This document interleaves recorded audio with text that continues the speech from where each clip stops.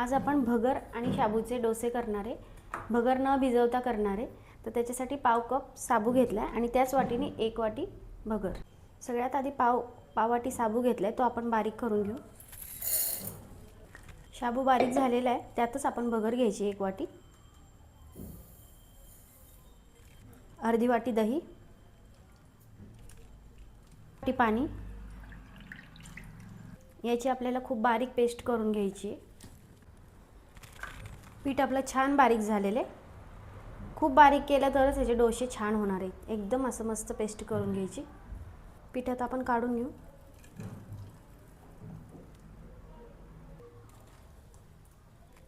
त्याच्यासाठी आपण एक चटणी करून घेऊ. बटाटे उकडलेले आहेत. उपवासाची चटणीसाठी आपण मिरची बारीक करून घेऊ. अर्धा चमचा जिरे. यातच टाकून घेऊ शेंगदाणे. तेल तापलेलं आहे, आता टाकून घेऊ आपण मिरची आणि शेंगदाणे.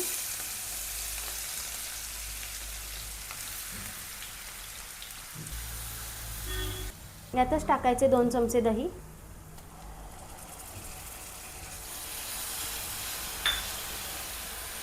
दोन चमचे साय मलाई घेतलेली आहे दुधावरची. हे मिक्स करून घेऊ. हे टाकताना लिहिलं, हे छान मिक्स करून घ्यायचं.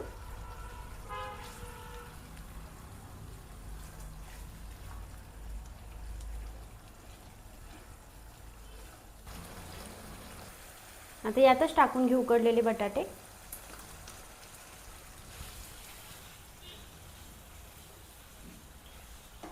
यातच टाकून घेऊ 1 चमचा मीठ.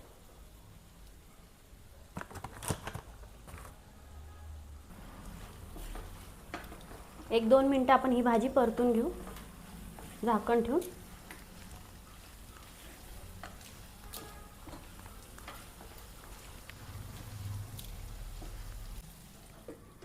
पिठामध्ये मीठ टाकून घेऊ.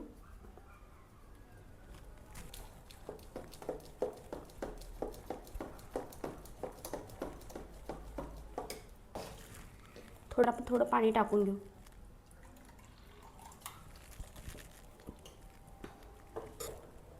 पीठ आपल्याला असं करून घ्यायचं. जास्त पातळही नाही करायचं आणि जास्त घट्टही नाही, असं ठेवायचं. तवा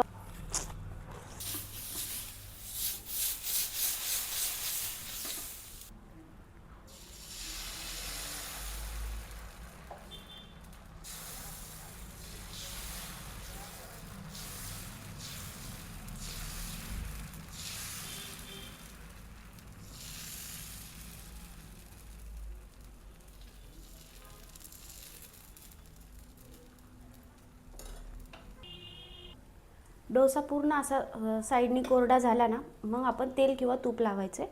त्याच्या आधीच नाही लावायचं, आपोआपच कडा त्याच्या मोकळ्या होतात. हे बघा, आपला डोसा निघलेला आहे साईडनी. आता आपण तूप लावून घेऊ, तूप किंवा तेल.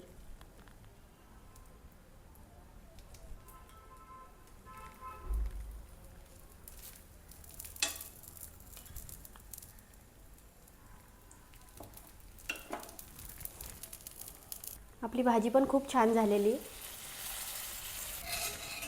छान सगळीकडून भाजून घ्यायचा डोसा.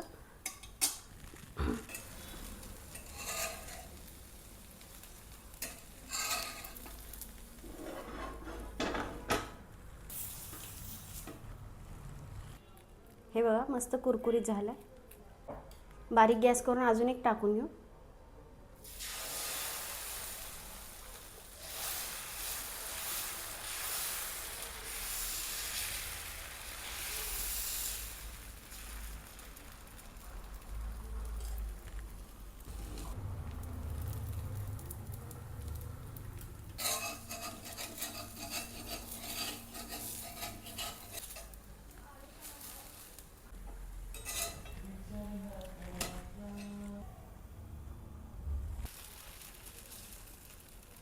डोशाला आपल्या किती छान जाळी आली, मस्त जाळी आली.